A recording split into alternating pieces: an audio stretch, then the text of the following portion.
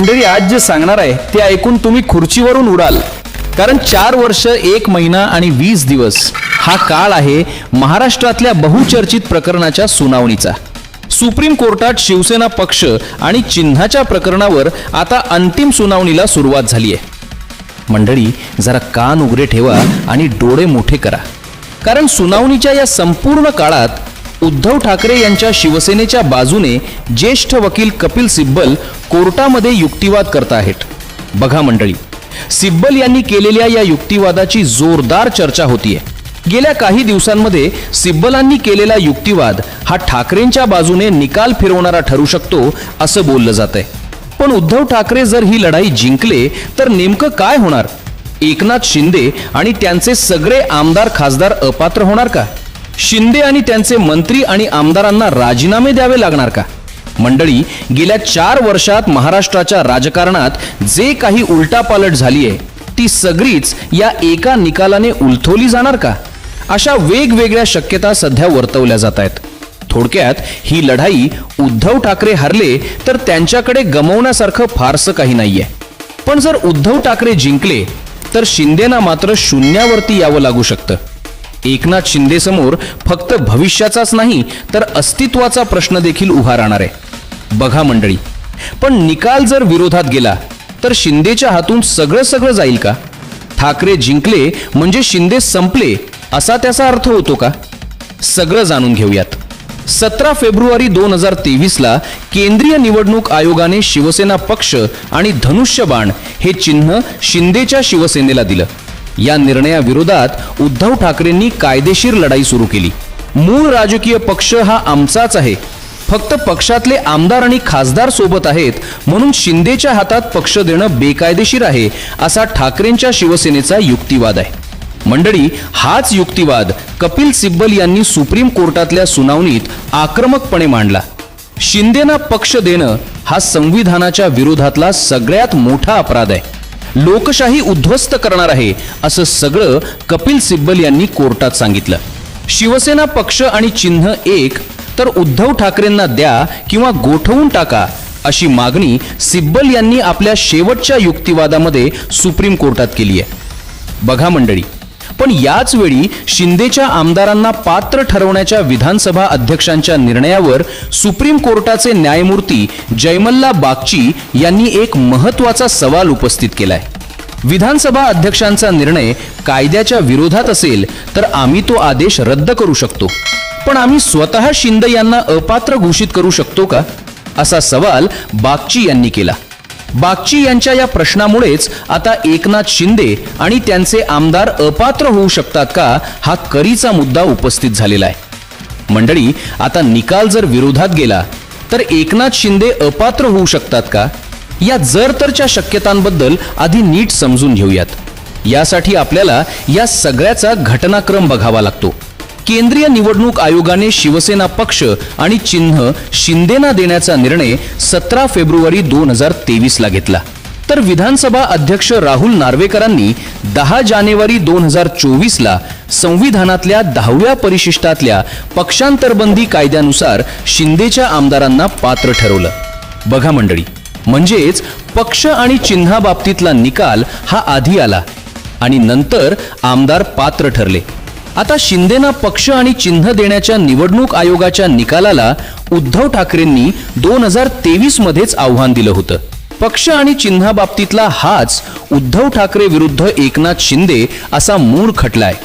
जोपर्यंत विधानसभा अध्यक्ष आमदार अपात्रतेवरती निर्णय घेत नाहीत तोपर्यंत शिवसेना पक्ष आणि चिन्हाबाबतीतल्या निवडणूक आयोगाच्या निकालाला स्थगिती देण्याची मागणी त्यावेळी उद्धव ठाकरेंनी सुप्रीम कोर्टात करण्यात आली होती. मंडळी, पण सुप्रीम कोर्टानं आयोगाच्या निर्णयाला स्थगिती द्यायला नकार दिला आणि शिवसेना हा पक्ष आणि चिन्ह एकनाथ शिंदेकडे कायम राहिलं. मग 10 जानेवारी 2024ला विधानसभा अध्यक्ष राहुल नार्वेकरांनी शिंदेच्या आमदारांना पात्र ठरवलं. अध्यक्षांच्या या निर्णयाविरोधात उद्धव ठाकरे गटाकडून सुप्रीम कोर्टात दुसरी याचिका दाखल करण्यात आली. ठाकरेंचे प्रतोद सुनील प्रभू विरुद्ध एकनाथ शिंदे असा हा दुसरा खटला सुप्रीम कोर्टात दाखल झाला. बघा मंडळी, या दोन्ही खटल्यांमध्ये काही समान गोष्टी आणि काही ओव्हरलॅप होणारे मुद्दे असल्यामुळे या दोन्ही प्रकरणांची एकत्रित सुनावणी घेण्याचे आदेश सुप्रीम कोर्टानं दिले. त्यामुळे शिवसेना पक्ष आणि चिन्हाबाबतीतल्या मूळ याचिकेला जोडून आमदारांच्या अपात्रतेवर याचिकेवर सुनावणी सुरू आहे. आता कपिल सिब्बल यांनी निवडणूक आयोगाचा निकाल आणि विधानसभा अध्यक्षांनी दिलेला निकाल या विरोधात आपली बाजू स्वतंत्रपणे कोर्टात मांडली. मंडळी, पण आमदारांच्या अपात्रतेबद्दलच्या मुद्द्यावर सुप्रीम कोर्टानं सुनावणी दरम्यान एक महत्त्वाची टिप्पणी केली होती. ठाकरेंचे वकील कपिल सिब्बल यांनी 10व्या अनुसूचीचा दाखला देत शिंदे सोबत गेलेले आमदार हे अपात्र ठरतात असा युक्तिवाद केला. तेव्हा न्यायमूर्ती बागची म्हणाले, त्या गोष्टीला आता 2 वर्ष होऊन गेलेली आहेत. त्या विधानसभेचा कार्यकाळ सुद्धा संपलेला आहे. आमदारांचा कार्यकाळ देखील संपलेला आहे. आता त्यावेळेचा आमदार अपात्र करणं, त्यावर युक्तिवाद करणं हे योग्य आहे का, असा सवाल बागची यांनी उपस्थित केला होता. बघा मंडळी, आता बुधवारी झालेल्या सुनावणीवेळी सुद्धा विधानसभा अध्यक्षांचा निर्णय चुकीचा असेल तर आता आम्ही तो निर्णय फिरवून शिंदे आणि त्यांच्या आमदारांना अपात्र ठरवू शकतो का, असा सवाल बागची यांनी केला होता. थोडक्यात आमदार अपात्रतेचा मुद्दा हा जुना झालेला आहे. तो कार्यकाळ संपून नवीन विधानसभा अस्तित्वात आलेली आहे. मग त्यावरती आता निर्णय घेणं योग्य आहे का, यावरती सुप्रीम कोर्टानं बोट ठेवल्याचं दिसतं. मंडळी, मग समजा कोर्टानं विधानसभा अध्यक्षांचा निकाल जरी चुकीचा असल्याचा निकाल दिला तरी तो निकाल रेट्रोस्पेक्टिव्ह म्हणजेच पूर्वलक्षी प्रभावानं लागू होणार का? त्यावेळी शिंदे सोबत गेलेले आणि सध्या आमदार मंत्री असलेले शिंदेचे नेते या निकालामुळे अपात्र ठरतील का? त्यांना राजीनामे द्यावे लागू शकतात का? हा महत्त्वाचा आणि कळीचा मुद्दा आहे. याच बाबत ज्येष्ठ घटनातज्ञ उल्हास बापट यांनी सांगितलं की अपात्रता ही फक्त त्या कार्यकाळापुरतीच लागू होते. बघा मंडळी, आता ती विधानसभा संपून नवीन विधानसभा अस्तित्वात आली आहे. आता त्यावेळी अपात्र ठरलेले आमदार जर आता निवडून आलेले असतील तरी ते त्यांची निवडणूक बेकायदेशीर होत नाही. त्यामुळे सुप्रीम कोर्टाच्या आत्ताच्या निकालाला फक्त अकॅडमिक व्हॅल्यू आहे. जो काही निकाल लागेल त्यानुसार भविष्यात लोकशाहीची मूल्य रुजवण्यासाठी हा निकाल महत्त्वाचा ठरू शकतो. हा निकाल प्रोस्पेक्टिव्ह घटनांसाठी उपयोगी ठरेल. त्याचा रेट्रोस्पेक्टिव्ह परिणाम होणार नाही, असं उल्हास बापट यांनी स्पष्ट केले. मंडळी, मग राहिला प्रश्न तो शिवसेना पक्ष आणि चिन्हाच्या निकालाचा. तर याबाबत 3 शक्यता आहेत. एक तर हा निकाल शिंदेच्या बाजूनं लागून त्यांच्याकडचा पक्ष आणि चिन्ह हे कायम राहू शकतं. दुसरं म्हणजे निकाल हा उद्धव ठाकरेंच्या बाजूनं लागून त्यांना शिवसेना हा पक्ष आणि धनुष्यबाण हे चिन्ह परत मिळू शकतं. तिसरी शक्यता, धनुष्यबाण हे चिन्ह गोठवलं जाऊ शकतं. समजा शिवसेना हे नाव आणि धनुष्यबाण हे चिन्ह गोठवण्यात आलं तर पहिला प्रश्न उभा राहतो, तो म्हणजे शिंदेच्या शिवसेनेतून धनुष्यबाणावर निवडून आलेले खासदार, आमदार आणि नगरसेवक यांचं पद धोक्यात येईल का? बघा मंडळी, तर याबाबत घटनातज्ञ नाही असं उत्तर देतात. त्याचं कारण म्हणजे हा निर्णय पूर्वलक्षी प्रभावानं लागू होणार नाही. आजपासून पक्ष आणि चिन्ह गोठवण्यात आलं. याचा अर्थ मागच्या निवडणुकांमध्ये धनुष्यबाण या चिन्हावरती आणि पक्षाच्या नावावर निवडून आलेले सदस्य कायम राहतील. त्यांचं सदस्यत्व रद्द होणार नाही. हे शिंदेकडे असणारा दुसरा उपाय. म्हणजे पक्ष आणि चिन्ह गेलं तर आपल्या आमदार, खासदार आणि नगरसेवकांचा लगेचच गट तयार करून संसदेत, विधानसभेत आणि महानगरपालिकेत गटनेता नोंद करणं. मंडळी, असं केलं तर सगळे पक्ष एकसंध राहू शकतो असं घटनातज्ञ सांगताना दिसतायत.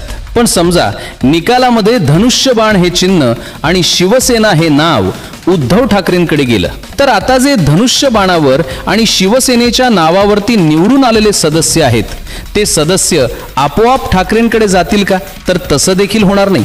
कारण तेच आहे, हा निर्णय पूर्वलक्षी प्रभावानं लागू नसेल. पक्ष आणि चिन्ह पुन्हा ठाकरेंकडे गेलं म्हणून शिंदेचे सदस्य ठाकरेंचे होणार नाहीत. ते एकनाथ शिंदे यांच्या सोबतच राहतील. बघा मंडळी, पण जर उद्धव ठाकरे केस जिंकले तर शिंदे समोर काय पर्याय उरतो? तर एकनाथ शिंदे नवीन नाव घेऊ शकतात. अर्थात ते शिवसेना बाळासाहेब ठाकरे किंवा तशा शक्यतेचे नाव घेऊन पुढे जाऊ शकतात. थोडक्यात निकाल जरी विरोधात गेला तरी शिंदेना आपला वेगळा गट म्हणून मान्यताही मिळवावी लागेल. पण ज्यासाठी उद्धव ठाकरेंनी इतका अट्टहास केला, 4 वर्ष आपली बाजू त्वेषानं लावून धरली, तो निकाल जर उद्धव ठाकरेंच्या बाजूनं लागला आणि पक्ष आणि चिन्ह उद्धव ठाकरेंना मिळालं तर ठाकरेंना नेमकं काय मिळेल? मंडळी, तर पहिली गोष्ट म्हणजे अन्याय झालाय हे नरेटिव्ह ठाकरे मांडू शकतात.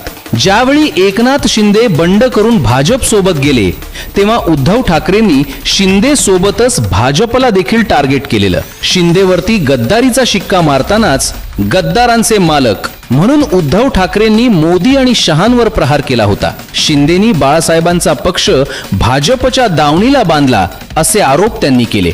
पक्ष चोरला, वडील चोरले असा सगळा प्रचार ठाकरेंकडून करण्यात आला. बघा मंडळी, थोडक्यात उद्धव ठाकरेंनी आपल्यावरती कसा अन्याय झाला हे नरेटिव्ह पुढे आणलं. आता जर सुप्रीम कोर्टानं पक्ष आणि चिन्ह शिंदेकडून काढून घेतलं आणि ठाकरेंना मिळालं तर या सगळ्या आरोपांना एक भक्कम आधार मिळेल. सत्तेसाठी शिंदे आणि भाजपनं आपल्या पाठीत खंजीर खुपसला हा आपल्यावरचा अन्याय ठाकरे जास्त प्रभावीपणे बिंबवू शकतात.